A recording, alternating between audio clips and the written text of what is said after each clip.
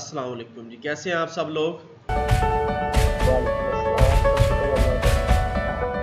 इस वक्त जितने भी स्टूडेंट ऑनलाइन हो चुके हैं इन तमाम की अटेंडेंस जो है वो मैंने लगा दी है, तो मैं लेक्चर जो है वो शेयर करने लगा हूँ।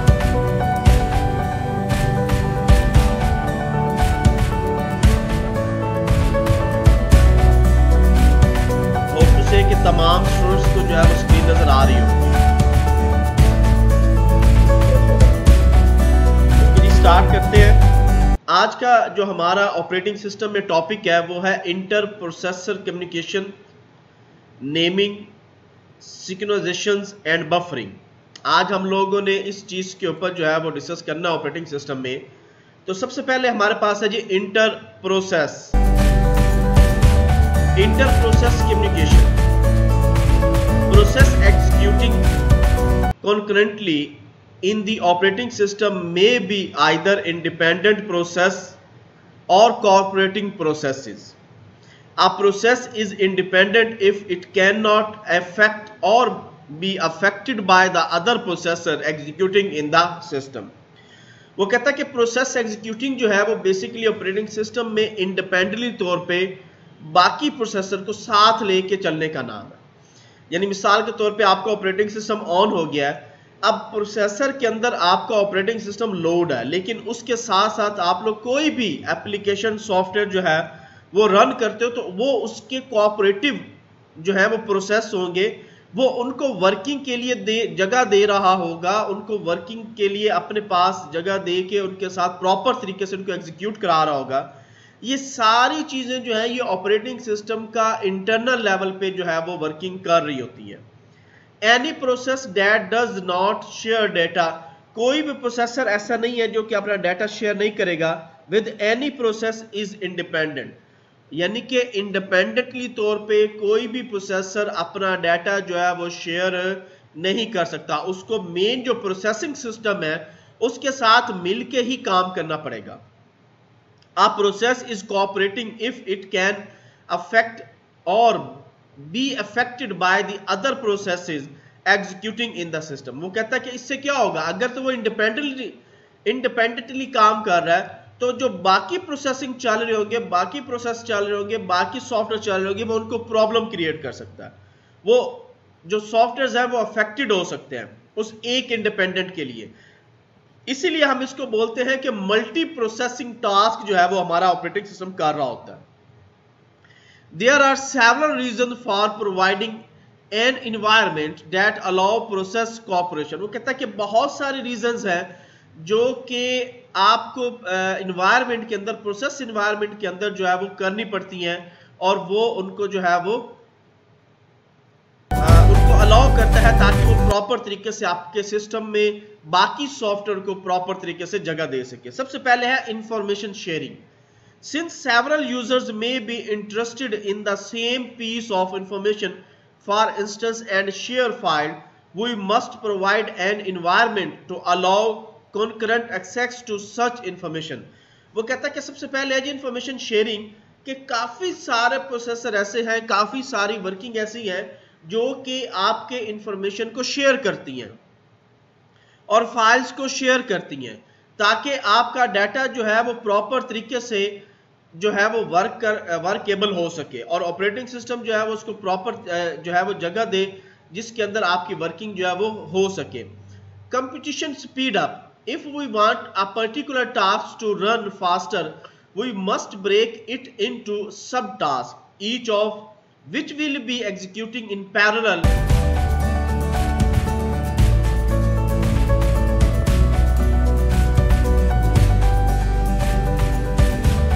with the others. Notice that such a speed up can be achieved only if the computer has multiple processor elements such as CPU और IO channels। वो कहता है कि जी कंप्यूटेशन स्पीड अप में क्या होता है कि हम लोग मल्टीपल टास्क जो है वो ऑपरेटिंग सिस्टम से करवा रहे होते हैं, तो ऑपरेटिंग सिस्टम क्या करता है, इंटरनल लेवल के उन टास्क को सब टास्क के अंदर कन्वर्ट कर देता है, और ये इतनी स्पीड में करता है कि सबको पैरेलल स्पीड के साथ जो है वो वर्किंग करने के लिए उनको जगह देता है। अब वो चाहे आपका CPU हो, चाहे आपकी इनपुट आउटपुट डिवाइसेस हो, वो कोई भी चीज हो सकती है, लेकिन आपका जो ऑपरेटिंग सिस्टम है वो उनको पैरेलल एक ही वक्त में तमाम की तमाम वर्किंग जो है वो करवा रहा होता है। Modularity, we may want to construct the system in modular fashion, dividing the system function into separate process or threads। वो कहता है कि जी जो आपका मॉडलिटी है ये क्या करता है कि सिस्टम को कंस्ट्रक्ट करता है, उसकी डिवीजन करता है, डिवीजन करने के बाद उन तमाम फंक्शंस को जो है वो सेपरेटली जो है वो कर लेता है। Convenience, even an individual user may work on many task at the same time. वो कहता है कि मल्टीपल यूजर जो है वो एक ही वक्त में मल्टीपल टास्क जो है वो कर होते हैं। फॉर इंस्टेंस अ यूजर में बी एडिटिंग, प्रिंटिंग और कंपाइलिंग इन पैरेलल। चाहे यूजर एडिटिंग कर रहा है, चाहे वो प्रिंटिंग कर रहा है, चाहे वो किसी सॉफ्टवेयर को कंपाइल कर रहा है, कोई प्रोग्राम कंपाइल कर रहा है, कोई भी वो काम कर रहा है, लेकिन बैकएंड पे ये कन्वीनियंस वे के अंदर डाटे को प्रॉपर तरीके से लेके चल रहा होता है। Cooperating processes require an inter process communication, IPC. वो कहता है कि इसके अलावा, इन तमाम चीजों के अलावा, चारों चीजों के अलावा हमारे पास कोऑपरेटिव प्रोसेसिंग जो है वो हो रही होती है, जो कि आईपीसी इंटर प्रोसेस कम्युनिकेशन का हिस्सा होता है। Mechanism that will allow them to exchange data and information. उसका काम क्या होता है कि डाटा को एक्सचेंज करे, इंफॉर्मेशन को एक्सचेंज करे एक जगह से दूसरी जगह। There are two fundamental module, दो इसके मॉडल्स हैं फॉर इंटर प्रोसेस कम्युनिकेशन के। वो कहता है कि इंटर प्रोसेस कम्युनिकेशन को करने के लिए दो डिफरेंट मॉडल का वो सहारा लेता है। एक आपका शेयर्ड मेमोरी है और दूसरा आपका मैसेजेस पास है।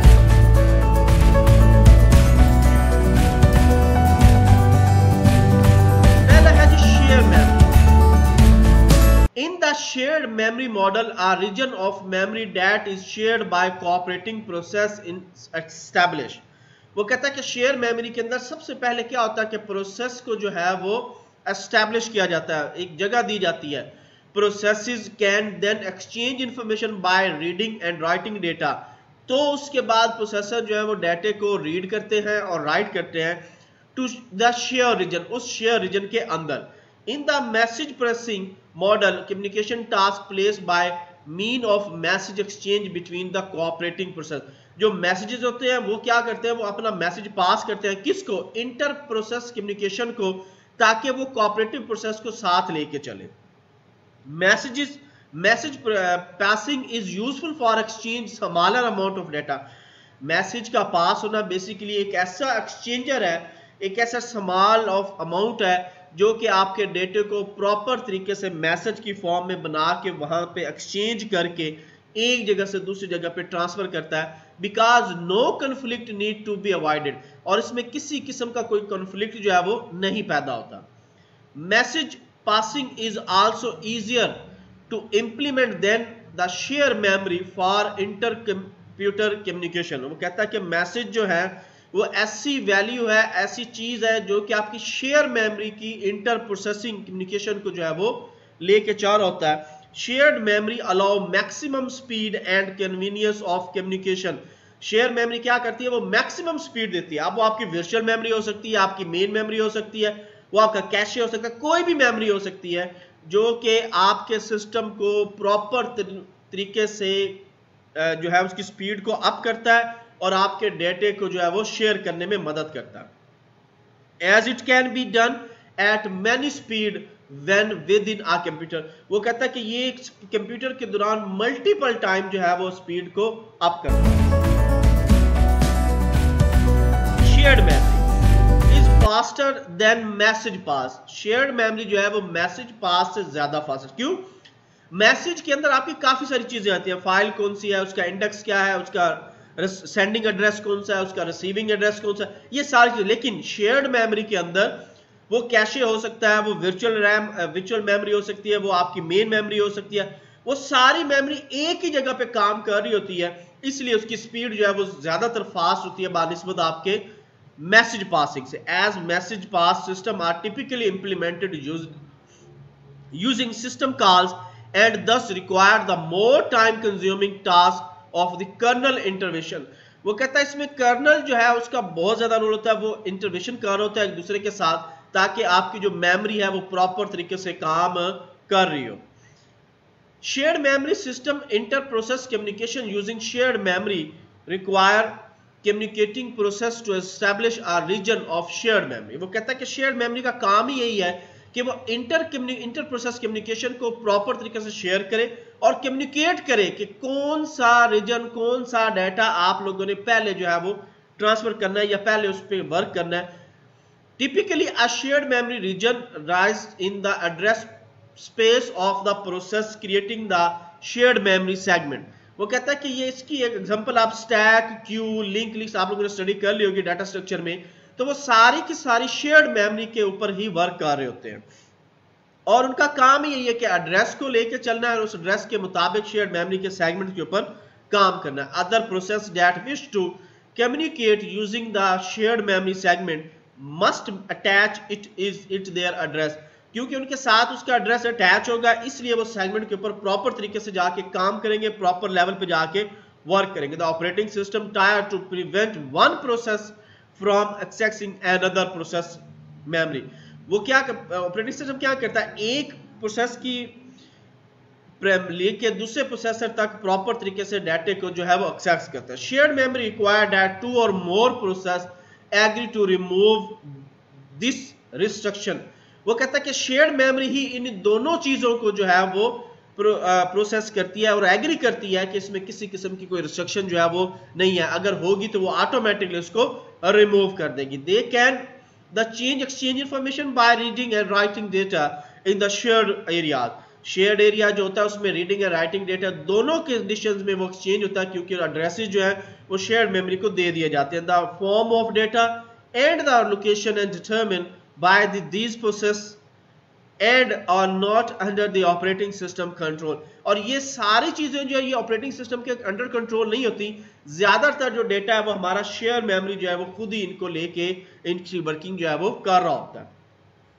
The processes are also responsible for ensuring that they are no writing to same location simultaneously। Processor भी इसमें चीज में रिस्पॉन्सिबल होता है, वो एक ही चीज को बार बार सेम लोकेशन के ऊपर राइट नहीं करता, हर चीज के लिए, हर प्रोसेस के लिए, हर तरह के डेटे के लिए अलहदा अलहदा लोकेशन लेता है और उस अलहदा अलहदा लोकेशन के ऊपर उनको राइट करता है।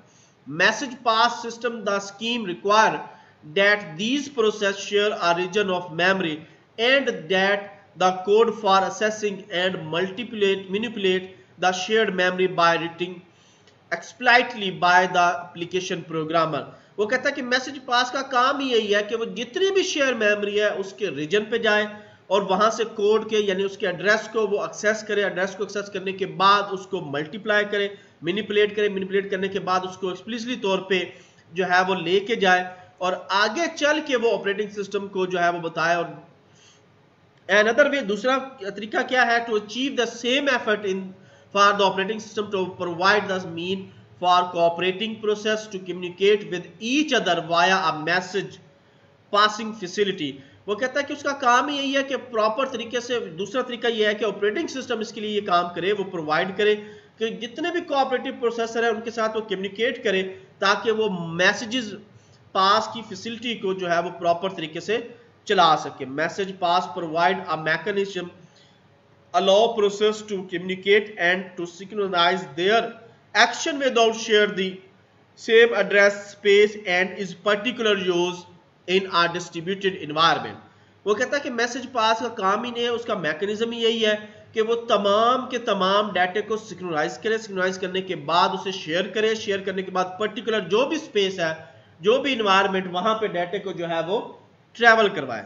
वेयर द कम्युनिकेटिंग प्रोसेस में reside on different computer connect by the network। अब वो चाहे नेटवर्क के ऊपर है चाहे वो इंडिविजुअल है, सारी जगहों पे कम्युनिकेशन का जो प्रोसेस है वो प्रॉपर तरीके से पास होगा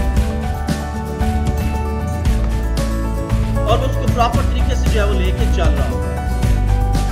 the message passing facility provide at least two operation. वो कहता है कि मैसेज का जो पास होना है वो मिनिमम अगर देखा जाए तो दो तरह के ऑपरेशन जो है वो करता है या दो तरह के मेथड हमें बताता है। एक सेंडर जो मैसेज को सेंड करेगा और दूसरा रिसीवर जो मैसेज को रिसीव करेगा।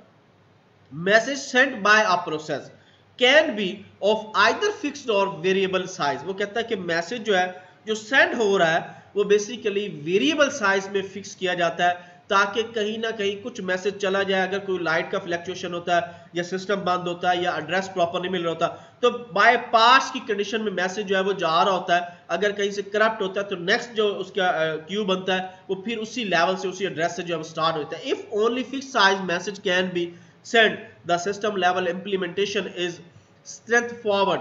वो कहता है कि अगर एक फिक्स करके एक ब्लॉक बना के अगर आप मैसेज भेजते हो तो सिस्टम लेवल जो है खुद ही इसकी स्ट्रेंथ को जो है वो फॉरवर्ड करता है, खुद ही इसको चेक करता है। The instruction however makes the task of programming more difficult.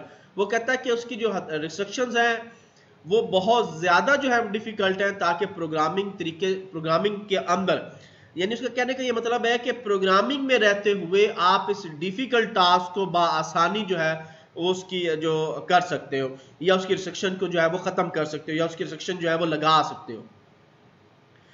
Conversely, variable size message require a more complex system level implementation. वो कहता है कि अगर तो वेरिएबल साइज है तो इसके लिए आपको कॉम्प्लेक्स लेवल के सिस्टम जो है वो इंप्लीमेंट करने होंगे ताकि डाटा जो है वो प्रॉपर तरीके से, क्यों इंप्लीमेंट कैसे हो जाएगा, कॉम्प्लेक्स कैसे हो जाएगा, कुछ उसमें एड्रेसिंग हो जाएंगे, उसमें हेडर होगा, उसका फुटर होगा, सेंडर का इंफॉर्मेशन होगी, रिसीवर की इंफॉर्मेशन होगी, तो उससे क्या होगा, आपका डाटा जो है वो कॉम्प्लेक्स होगा लेकिन प्रॉपर तरीके से जो है वो सेंडर होगा। This is a common kind of trade off screen throughout operating system design. जब ये ऑपरेटिंग सिस्टम डिजाइन किए जाते हैं उन्हीं में प्रॉपर तरीके से इस चीज को मद्देनजर रखते हुए ऑपरेटिंग सिस्टम को डिजाइन किया जाता है। यहां तक किसी स्टूडेंट का कोई क्वेश्चन है तो वो पूछ सकता है।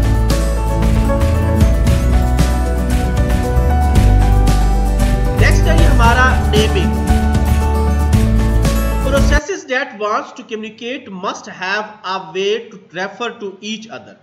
वो कहता है कि प्रोसेस क्या करते हैं, वो आपस में कम्युनिकेशन चाहते हैं और एक दूसरे के साथ वो लिंक होना चाहते हैं। They can use either direct or indirect communication. अब उनकी मर्जी के वो वन वे कम्युनिकेशन करें, उनकी मर्जी वो टू वे कम्युनिकेशन करें, यानी वो डायरेक्ट बातचीत करें या इनडायरेक्टली बात करें, तो ये उसके ऊपर डिपेंड हो रहा होता है।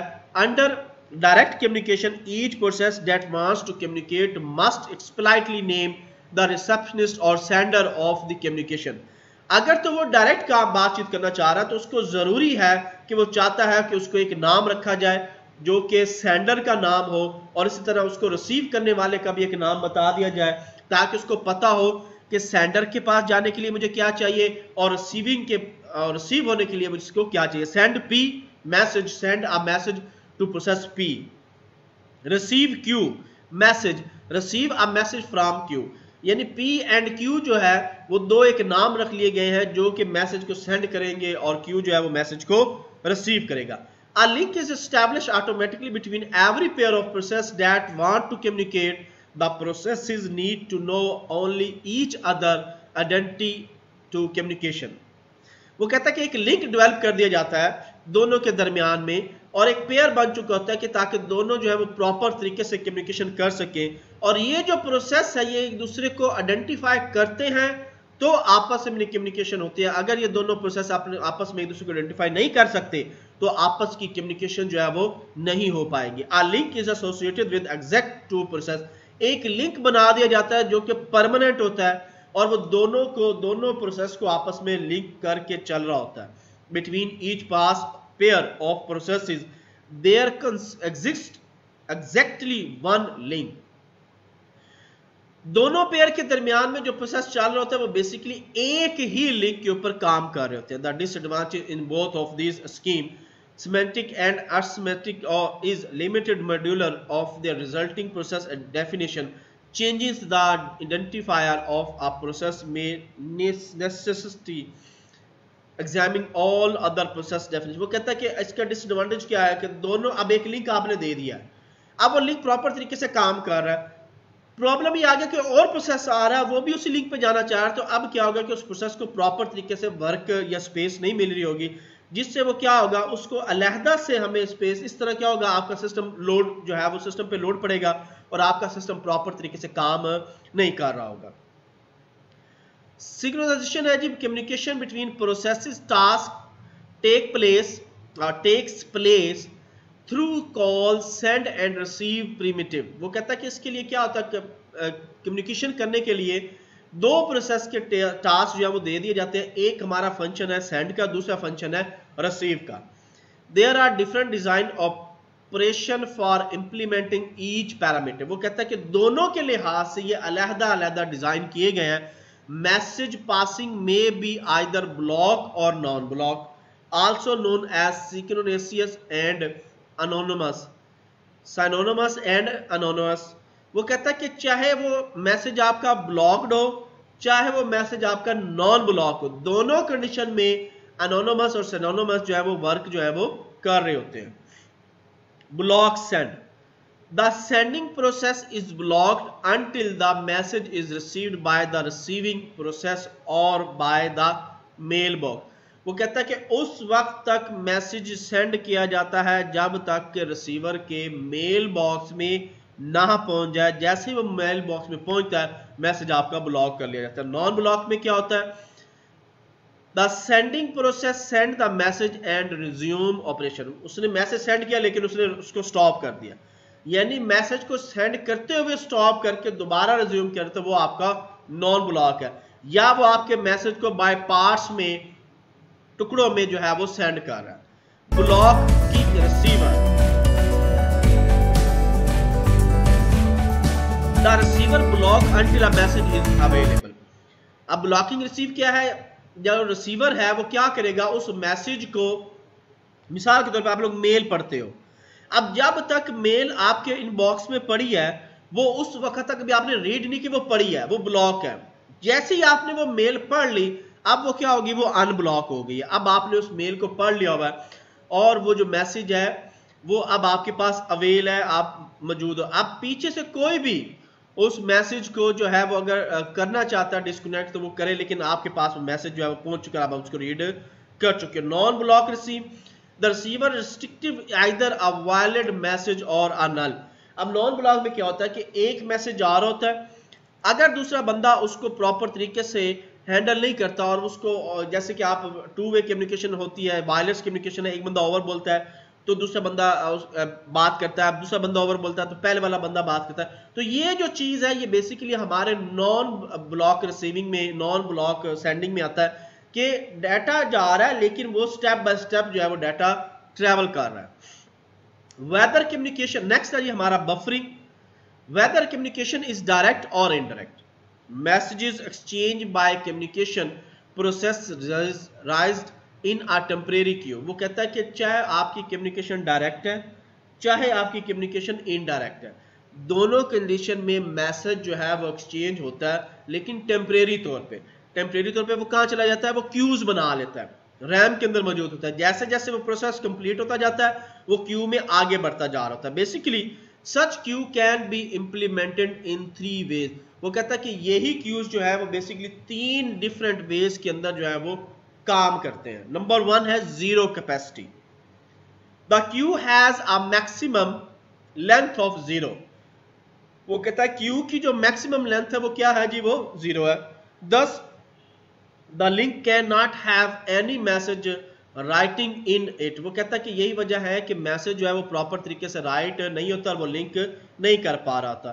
In this case the sender must block until the receptionist receive the message. इस कंडीशन में क्या होगा, जो सेंडर है वो मैसेज को ब्लॉक कर ले, जब तक वो वेरीफाई नहीं कर लेता कि रिसीवर बैठा है या रिसीवर मौजूद है या मैसेज रिसीव होने वाला है, तो वो ऑटोमेटिकली उसको मैसेज जो है वो फिर सेंड कर सकता है। Bounded capacity, the Q has finite length n, thus at most n messages can reside in it if the queue is not full when a new message is sent। वो कहता है कि क्यू उस वक्त तक फुल नहीं होता जब तक कि आपके मैसेज जो है वो प्रॉपर तरीके nth वैल्यू तक जो है वो ना पहुंच जाए। जैसे ही क्यू फुल होना है उसने मैसेज सेंड करना शुरू कर देने हैं। nth वैल्यू उस वक्त तक नहीं आएगी जब तक कि आपके मैसेज सेंड करने की जो कैपेसिटी है वो स्टॉप नहीं हो जाती। तो वो क्यू में होते हैं, क्यू जो है वो 1 बाय 1 मैसेज को जो है वो सेंड करता जा रहा होता है और पीछे वाले मैसेज जो है वो आगे बढ़ते जा रहे होते हैं। If the Q is the message is placed in queue, either the message is copied or a pointer to the message is kept। वही बात होगी जो मैंने अभी की कि वो क्या होता है कि मैसेज की क्यू बन चुकी होती है, उसी क्यू के अंदर वो उसको कॉपी, यानी कॉपीड क्या है कि आपका वो मैसेज रीड हो चुका है, नेक्स्ट मैसेज आएगा, फिर कॉपीड का आएगा कि जी मैसेज रीड है, नेक्स्ट मैसेज है। तो इस तरह एक स्टेप बाय स्टेप जो है क्यू में आके मैसेज जो है वो ट्रेवल करते रहेंगे। And the sender can continuous execution without waiting. और इस तरह क्या होगा, जो आपका रिसीवर होगा, सेंडर डाटा सेंड करता रहेगा, रिसीवर जो है वो तरतीब वाइज डाटा जो है वो रिसीव करता रहेगा। The link capacity is finite, however if the link is full, जैसे ही लिंक फुल हो जाता है sender must block until the space is available in the Q. Sender जो है वो उसको ब्लॉक कर सकता है बेशक आपके क्यू में स्पेस जो है वो अवेल हो। यहां तक किसी स्टूडेंट को कोई क्वेश्चन है तो वो पूछ सकता है। बफरिंग का कांसेप्ट दोबारा एक दफा समझा। बफर में क्या होता है कि सिंपल एक क्यू बन जाता है, जैसे आप लोग व्हाट्सएप के ऊपर या सिंपल मोबाइल के अंदर मैसेज करते हो। अब आपकी क्या हो रही है, आप दोनों की कम्युनिकेशन तो हो रही है, लेकिन क्या होता है कि बाज का आपने देखा होगा कि कई मैसेज जो है वो ब्रेकअप, उनके ऊपर आइकन बन जाता है और वो ब्रेकअप कंडीशन में आ जाते हैं। बाज मैसेज ऐसे होते हैं कि वो आपके पास आधे आधे मैसेज जो है वो आ रहे होते हैं। वो क्या हो रहा होता है, वो बेसिकली पीछे बफरिंग हो रही होती है, उस बफर के अंदर एक क्यू बना होता है। ये बफर आपके कीबोर्ड में भी होता है, ये बफर आपके माउस में भी होता है, ये बफर आपके सिस्टम में भी होता है, ये बफर आपके सेल फोन में भी होता है। ये बकायदा एक फिजिकली चिप लगी होती है जो कि बफरिंग कर रही होती है इस कंडीशन को ऑपरेटिंग सिस्टम के अंदर। मेमोरी के अलावा होती ये भी मेमोरी है, लेकिन ये क्या कर होता है, ये मेमोरी के ही ब्लॉक्स को एग्जीक्यूट कर होता है in the form of Q. यानी एक इसने क्यू बनाया होता है, एक तरतीब लगाई होती है, जो जो मैसेज आपने सेंड करना है वो रिसीवर तक पहुंचता है, नेक्स्ट मैसेज चला जाता है, फिर वो रिसीवर पर पहुंचता है, फिर नेक्स्ट मैसेज। अगर उसमें कुछ स्पेस बच जाती है, आपके मैसेज दूसरी तरफ अभी जा रहे हैं, वो रिसीवर उसको रिसीव कर रहा है, लेकिन आपने अब मैसेज सेंड करना शुरू यानी जो बंद कर दिया है, लेकिन स्पेस अवेल है। क्यू वाला जो रिसीवर है उसने सारा क्यू जो है वो रिसीव कर लिया। अब उसका मैसेज जब आपको आता है तो इट मींस आपका क्यू जो है वो खाली है, अब आप नेक्स्ट मैसेज जो है वो सेंड कर सकते हो। क्लियर हो गया सबको?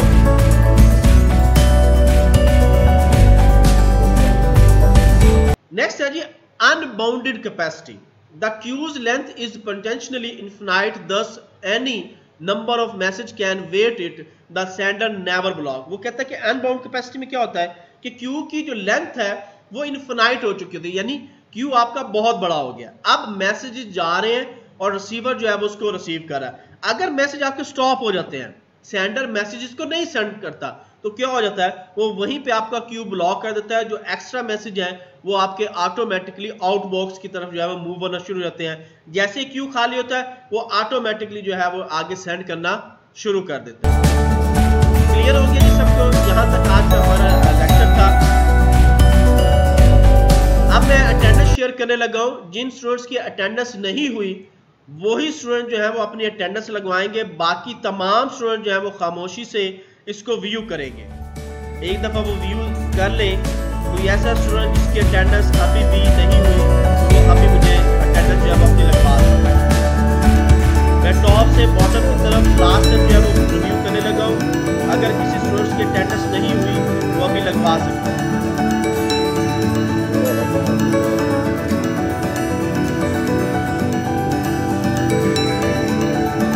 अटेंडेंस हो चुकी है। ओके जी, आज का लेक्चर हमारा यहीं तक था। टेक केयर, अल्लाह हाफिज, see you next lecture on Friday.